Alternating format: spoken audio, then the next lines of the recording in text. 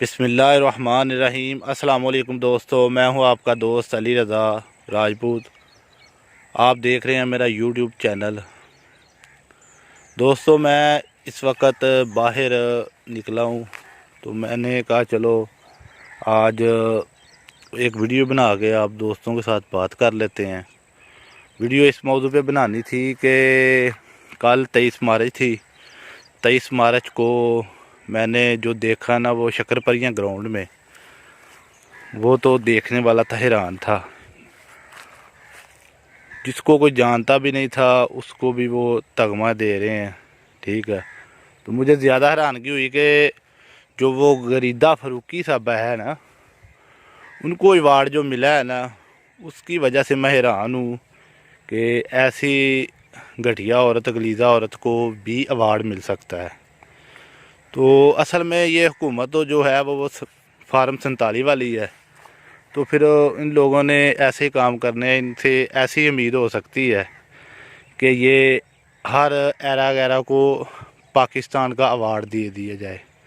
یہ پاکستان ہے یا کوئی مذاق ہے؟ مجھے تو سمجھ نہیں آتی یہ PDM2 کیا کر رہی ہے۔ تو لہٰذا ان لوگوں کو سوچنا تھا ایوارڈ دینے کے لیے کہ ایوارڈ کس کو دینا ہے یا کس کو نہیں دینا۔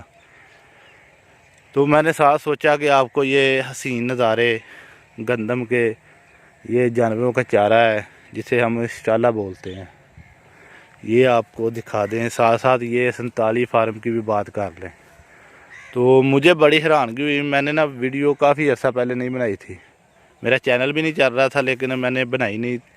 لیکن آج مجھے نا حیرانگی ہوئی، میں باہر آیا ہوں تو سوچ رہا تھا کہ یہ ابھی تو ایوارڈ پھر اس حساب سے مجھے بھی ملنا چاہیے، کیونکہ میرا ابھی تک چینل نہیں مونیٹائز ہوا، ٹھیک ہے۔ تو PTI والوں کو یہ جلسہ نہیں کرنے دیتے، ٹھیک ہے۔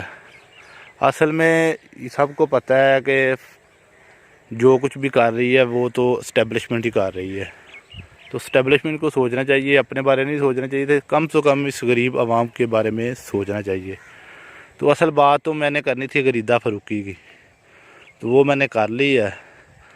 تو کیا کریں ان لوگوں کا، یہ کیسے بد کردار اور لوگ ہیں کہ ایوارڈ جو ہے نا وہ پاکستان کا ایوارڈ ہر ایرے گیرے کو دے رہے ہیں۔